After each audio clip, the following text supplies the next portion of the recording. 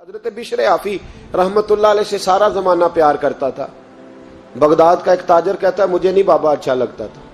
ہمارا اپنا اپنا ذہن ہے نا، ہم کہتے ہیں میں نے جدھر ساری دنیا جا رہی ہے وہاں نہیں جانا، کہتے ہیں کہ وہ بابا مجھے نہیں اچھا لگتا تھا، حالانکہ سارا بغداد عزت کرتا۔ کیوں نہیں اچھا لگتا تھا؟ کہتے ہیں اس لیے کہ بابا نہ صرف فرض مسجد میں پڑھتا تھا، باقی نماز گھر جا کے۔ تو میں کہتا تھا اتنا ولی ہے تو باقی بھی مسجد میں پڑھے۔ کہتے ایک دن میں نے کہا جسوسی کرنی ہے اس کی، جو کہ اسلام میں منع ہے۔ کہتے حضرت بشر آفی رحمت اللہ علیہ نے جمعے کے فرض پڑھے، فرض پڑھ کے نکل گئے دوڑ کے۔ فرماتے ہیں میں پیچھے ہو گیا، میں نے کہا آج میں نے سنتیں چھوڑ دی ہیں پر اس کا پتہ کرنا ہے، سنت نفل بعد میں پڑھوں گا۔ کہتے ہیں حضرت بشر آفی جلدی سے نا ایک کباب والی دکان پہ گئے، وہاں سے کباب خریدے، اور میں نے کہا بوڑھے کی عمر دیکھو اور اس کے ذائقے دیکھو، اس عمر میں بھی کباب کھائے گا۔ اوئے ہوئے، مولوی کو روٹی نے ستایا تھا، اس لیے سنت اور نفل چھوڑ آیا ہے۔ کہتے ہیں تھوڑا سا وہ آگے بڑھے تو نان بھائی کی دکان سے نا نان خریدے، میں نے کہا دیکھو یار، دیکھو اس کے ذائقے، گرم نان کھائے گا۔ بہت سارے لوگ بغداد میں رات کی روٹی کھاتے پر یہ گرم کھاتا ہے۔ کہتے ہیں حضرت وہ نان اور کباب لے کے نا جنگل کی طرف مڑے تو میرے دل میں خیال آیا یار بڑا ہی اس آدمی کا عجیب ذہن ہے، یہ اب سبزے پہ بیٹھ کے یہاں موج کرے گا، کھائے پیے گا، اور سنت نفل چھوڑ دی، اللہ ہزاروں مرید ہیں۔ کہتے ہیں حضرت جنگل میں داخل ہوئے، تھوڑا سا سفر کیا تو کچی آبادی آ گئی۔ کچی آبادی، ایک کچے مکان کی ٹوٹا ہوا دروازہ، باہر سے کنڈی لگی۔ بغداد کے ننگے پاؤں چلنے والے ہزاروں مریدوں کے اس پیر نے کنڈی کھولی، اندر گئے، ایک فالج زدہ بابا جی بیٹھے۔ کہتے ہیں حضرت بشر آفی نے اپنی پگڑی کھولی اور اس آدمی کے منہ سے پانی نکل رہا تھا، رال ٹپک رہی تھی۔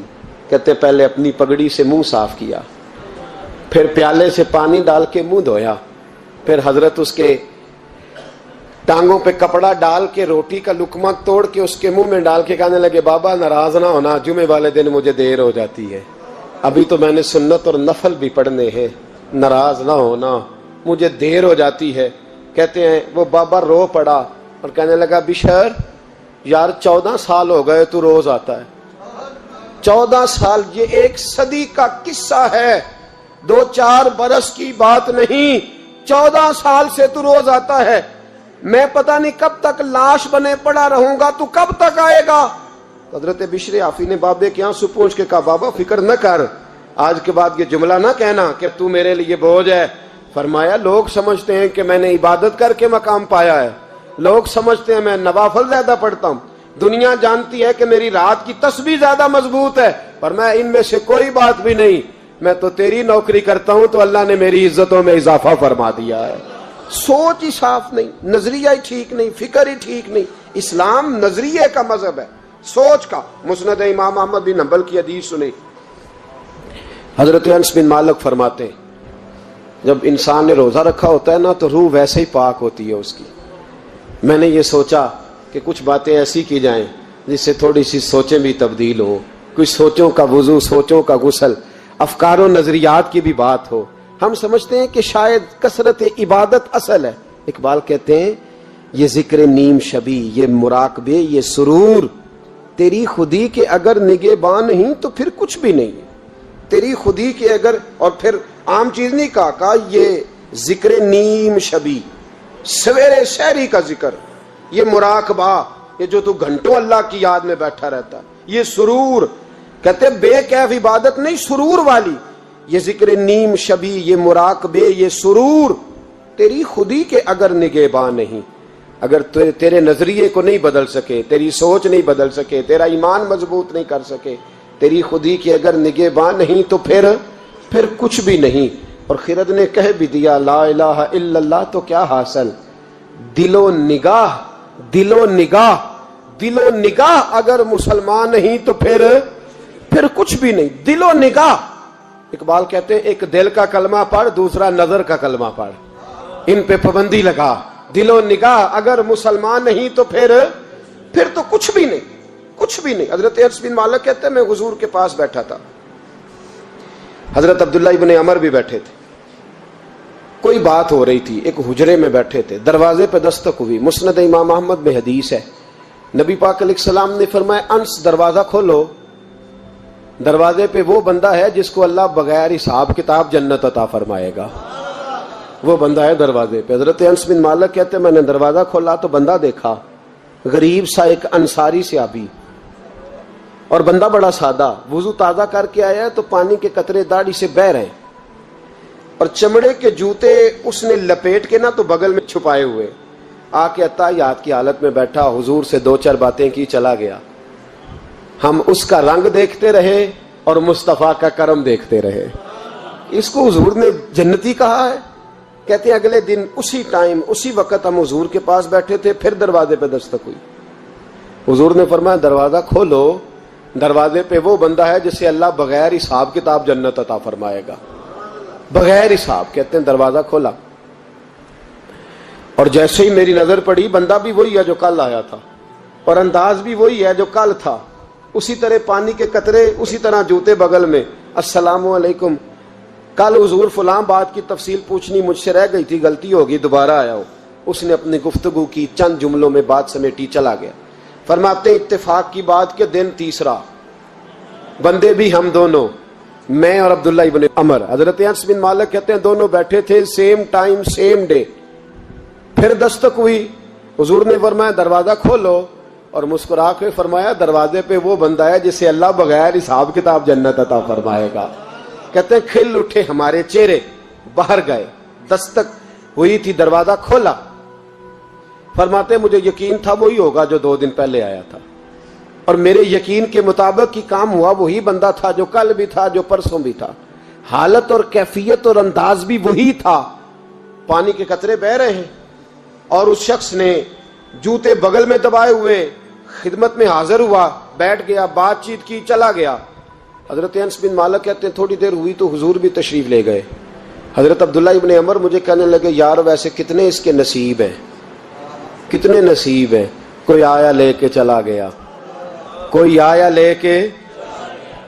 لے کے چلا گیا، کوئی عمر بھر بھی نہ پا سکا، میرے مولا تجھ سے گلا نہیں، یہ تو اپنا اپنا نصیب ہے، یہ تو اپنا اپنا، اور نہ کسی کے حال پہ طنز کر، نہ کسی کے غم کا مذاق اڑا، وہ جسے چاہے جیسے نواز دے، یہ مزاج لطف رسول ہے صلی اللہ تعالی علیہ وسلم۔ کہتے ہیں ہم لوگ گفتگو کرنے لگے، عبداللہ ابن عمر مجھ سے کہنے لگے یار ویسے پتہ کرنا چاہیے یہ کون سا عمل کرتا ہے، پتہ کرنا، جیسے ہم نہیں پتہ کرتے کہ یہ بندہ بڑا چمک گیا، پتہ کرو کون سا کاروبار کرتا ہے، ذرا اس کی جاسوسی تو کرو۔ اور بندے بھی بڑے سمجھدار ہیں، وہ سائیڈ بزنس نہیں بتاتے، وہ کہتے ہیں وہ جو میرا علیحدہ ہے وہ نہیں بتانا، کہیں یہ نہ شروع کر لے۔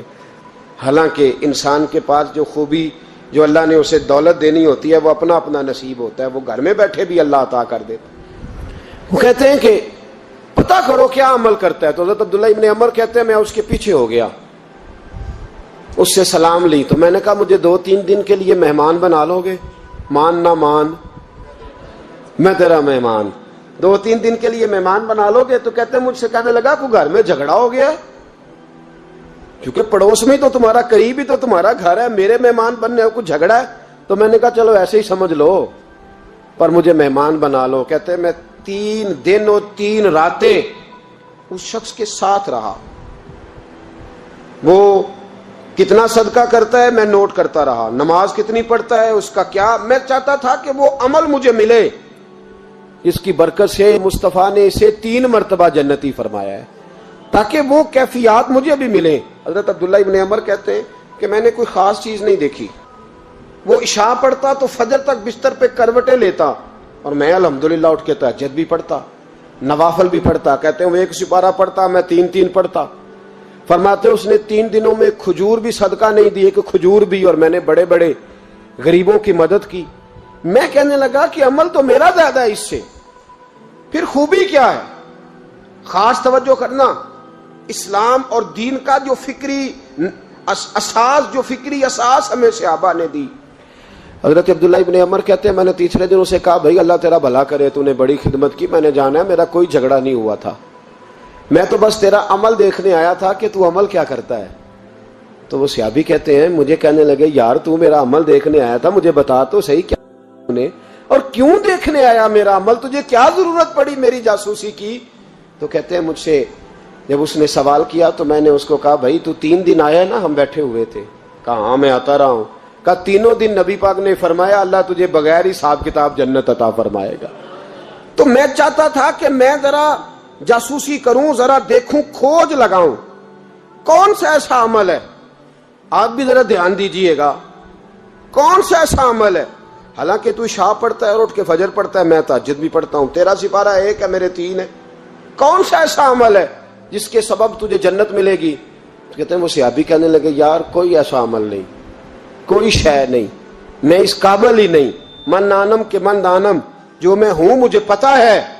کہا پھر کوئی بات تو ہوگی، تیری مہربانی بتا دے، میں نے 3 دن 3 راتیں محنت کی ہیں، بتا دے۔ کہتے وہ کہنے لگے اگر تجھے بتاؤں نا تو پھر سن، میں جب رات کو سوتا ہوں تو اپنے دل پہ نظر ڈالتا ہوں، اور سویرے جب اٹھتا ہوں تو پھر اپنے دل پہ نظر ڈالتا ہوں، موبائل پہ نہیں، کنجی پہ نہیں کہ چابیاں کدھر ہیں، بٹوے پہ نہیں، میں رات کو سوتے ہوئے بھی اپنے دل پہ نظر ڈالتا ہوں، سویرے اٹھتے ہوئے بھی میں سب سے پہلے اپنے دل پہ نظر ڈالتا ہوں۔ فرماتے ہیں الحمدللہ میرے دل میں کسی کا حسد نہیں ہے، کسی کے بارے میں کوئی کینہ نہیں ہے، کوئی کسی کے بارے میں میل نہیں، میں اللہ کے ہر بندے کے بارے میں سوچ، نظریہ، فکر اچھی رکھتا ہوں۔ اور فرمایا میں تیرے بارے میں بھی عبداللہ یہی سوچتا ہوں کہ تو مجھ سے زیادہ نیک ہے۔ الحمدللہ اس وقت بھی میرا ذہن یہ ہے کہ انس بن مالک مجھ سے زیادہ پرہیزگار ہے، اس وقت بھی میری سوچ یہ ہے کہ محبوب کے سب صحابہ میں سب سے کمزور میں ہی ہوں۔ نابد عبداللہ ابن عمر کہتے ہیں میں نے اس کا ہاتھ چوما، میں نے کہا سمجھ آ گئی ہے، تیرا نظریہ، تیری سوچ پکی اور سچی مسلمان ہے، تو دل اور روح کا مسلمان ہے، تو نظر اور روح کا مسلمان ہے۔ یہ سبب ہے کہ اللہ کے رسول نے زمین پر چلتے ہوئے بھی تجھے 3 دفعہ جنت کی بشارت عطا فرما دی۔